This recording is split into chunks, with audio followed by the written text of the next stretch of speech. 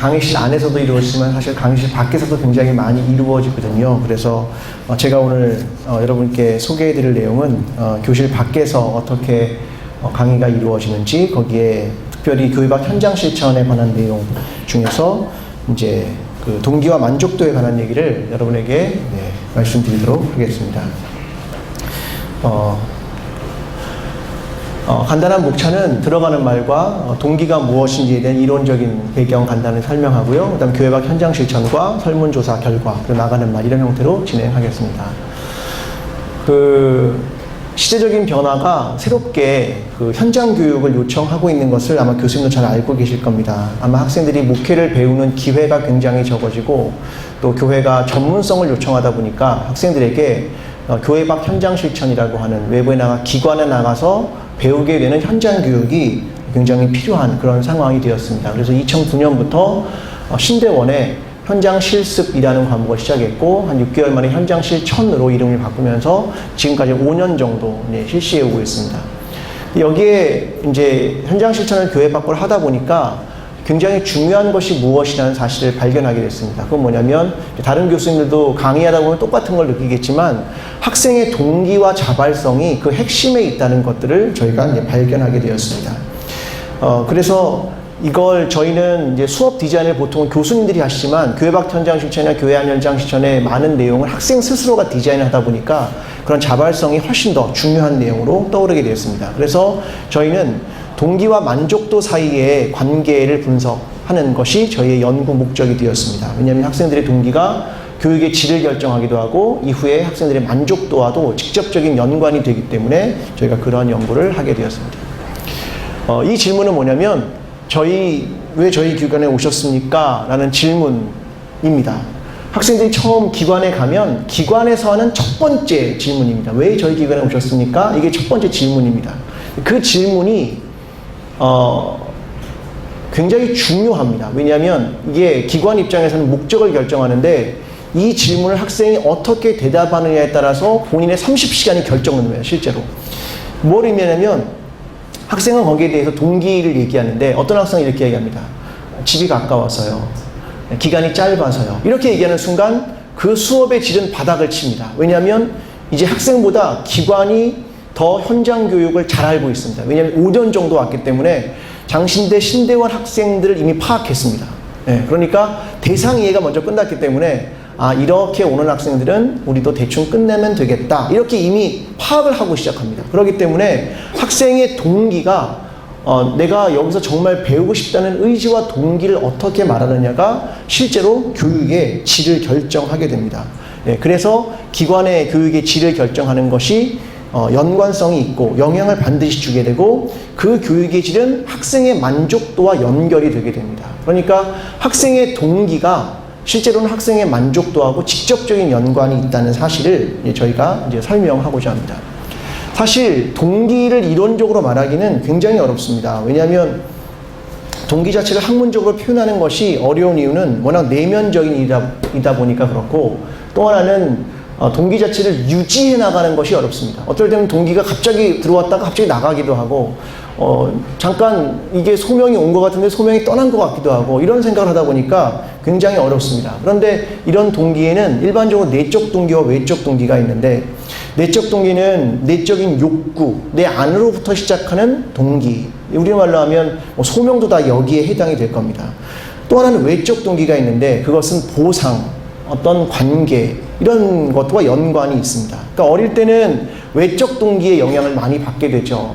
뭘 선물을 준다든가 상을 준다든가 이러면 외적 동기를 생기지만, 점점 성숙하면서 내적 동기가 굉장히 중요하게 떠오르게 됩니다.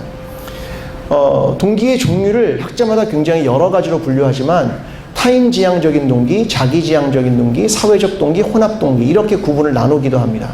타인지향적인 동기를 저희는 약간 소명에 대한 동기와 조금 연관을 시켰습니다. 물론 100% 연관되진 않지만 하나님의 부르심과 타인을 배려하는 그런 동기가 분명히 존재한다. 또 하나는 자기지향적인 동기인데, 이것은 학생 입장에서는 어떤 경력을 쌓는다든가 이런 것과도 연관이 됩니다. 그런데 자기지향적인 동기라고 해서 늘 부정적이거나 자기중심적이거나 그렇지는 않습니다. 그런데 분류상 자기 지향적인 동기가 있고 또 하나는 사회적 동기, 다른 사람과의 관계와 좋은 관계를 여는 그런 것들이 있습니다. 저희는 이제 소명적 동기를 타인지향적 동기 일부와 또 자기지향적인 동기 일부를 약간 혼합한 형태로 저희가 이제 소명적 동기라는 것들을 연결시켜 봤습니다. 그 교회박 현장 실천이라는 것은 이제 주요 목표를 5가지로 갖습니다.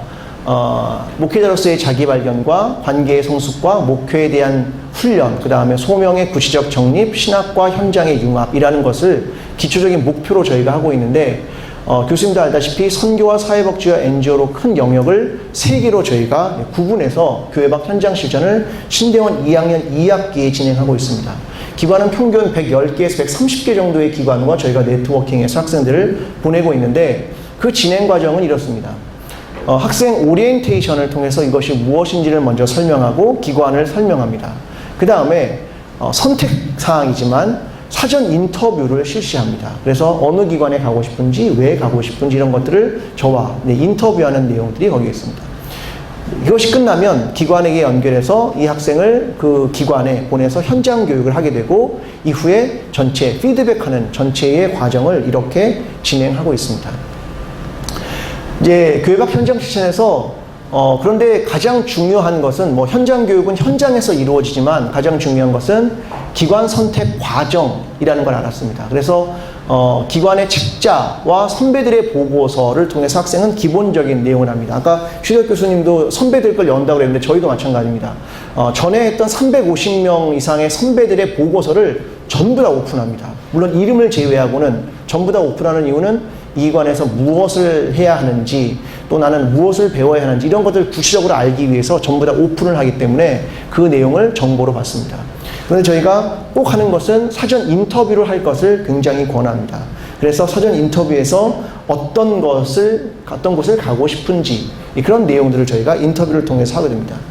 근데 학생들은 대부분 어떤 유혹을 받게 되냐면 좋은 동기도 있지만 편리함의 유혹을 항상 받게 됩니다. 어떻게 하면 쉽게 끝날까? 빨리 끝낼 수 있을까? 이런 것들을 실제로 굉장히 많이 고민하고 지원하는 경우가 많이 있습니다.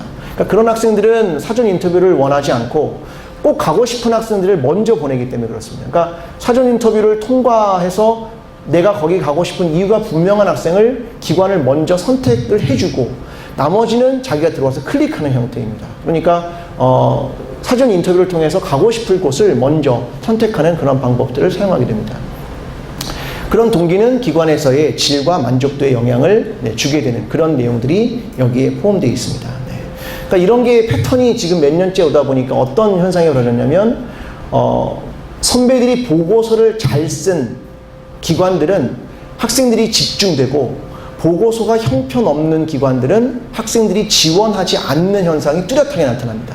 그것은 뭘 반영한 거냐면 학생들이 현장 교육을 잘 받아서 교육의 질이 높은 곳이 학생들이 많이 몰린다는 거고 하나 앞으로 가면 역시 동기가 좋은 쪽이 이후에 계속 좋은 기관과 현장으로 남게 된다는 것을 의미하는 그런 내용들을 가지고 있습니다. 사전 인터뷰에서는 저는 사실 거의 2가지 질문을 하게 됩니다. 한 학생이 한 15분 정도를 이야기하는데 하나는 뭐냐면 당신의 소명이 무엇입니까? 이건 신대원 2학년 2학기 1학기 말에 질문 받지만 실제로는 입학할 때 얘기해보고는 거의 한 번도 대답해보지 않았던 질문을 신대원 중반에 한 번 하게 된다는 겁니다. 그래서 당신의 소명이 무엇입니까를 묻습니다. 또 하나는 어떤 기관을 가고 싶으십니까? 그 이유는 무엇입니까? 이 2가지 질문을 함으로써 학생들이 거기에 대한 대답을 하게 됩니다. 그러니까 학생들은 미리 조사해 온 것을 이후에 발표하는 그런 내용이고 그것이 소명의 확인과 기관을 소개하고 관심을 보여주는 그런 내용들을 이제 담당하게 되는 것입니다. 2014년도에는 제가 이제 담당하는 학생은 358명인데 134개 기관에 갔습니다. 인터뷰를 3주 정도 진행하는데 이번에 한 학생은 192명을 인터뷰했습니다. 그 중에서 이제 기관 내 보고 때문에 46명 정도가 맞춰진 상태에서 이 설문조사에 참여했고 26명이 참여했습니다. 총 11개 기관을 한 학생들이 여기에 참여하게 되었습니다. 그래서 이제 학생들과 그 나눴던 내용을 가지고 이제 조사해 본 결과 저희가 이제 파악한 내용은 그렇습니다. 학생들은 동기 면에서 그 목회를 구성할 수 있는 그런 기회를 제공하는 기관이어서 선택했다. 네, 그런 내용을 이야기했고요.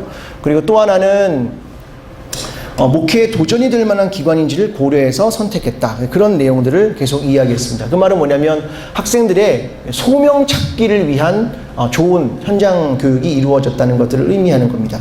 또 하나는 자기지향적 동기에서는 역시 짧은 기간 동안 참여할 수 있기 때문에 내가 이 기관을 선택했다. 이런 내용들을 학생들이 이야기했습니다.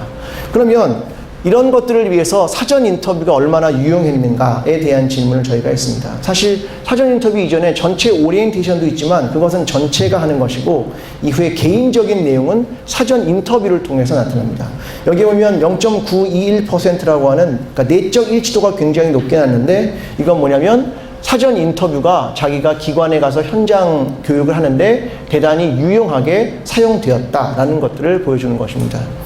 그리고 마지막으로 이런 사전 인터뷰를 통해서 간 곳에 만족도가 얼마나 높았는가에 대한 조사를 했습니다. 네, 전반적으로 여기에 대한 만족도가 높았다 이렇게 이야기하고 또 기관에서 첫 만남, 현장 지도자와의 첫 만남이 높았고 또 새로운 기관을 경험할 수 있기 때문에 이것에 대한 만족도가 굉장히 높았다. 그리고 짧은 시간이나마 배움을 현장에서 할 수 있어서 굉장히 좋았다라고 하는 만족도가 높았다는 내용들이 나타났습니다. 그러니까 사전 인터뷰를 통해서 동기를 확인시켜주고 개인적인 만남을 갖는 것이 얼마나 중요한가라는 것들을 설명하게 되었습니다.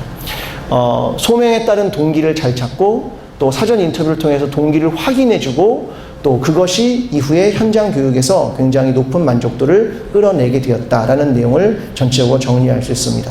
그러니까 앞으로 현장 교육이나 여러 가지 강의실에서의 교육도 마찬가지인데 그것이 자기의 소명적 동기와 어떻게 연관될 수 있는가, 그 동기를 어떻게 끌어내서 연결시킬 수 있는가. 그리고 저희는 선택 수업이어서 한 360명 정도가 전체가 참여하지만 어떻게 하면 학생들과 개인적인 만남을 통해서 그 소명을 끌어낼 것인가가 저희가 갖는 계속 해야 할 과제라고 생각합니다. 네, 여기까지 발제를 마치겠습니다. 감사합니다.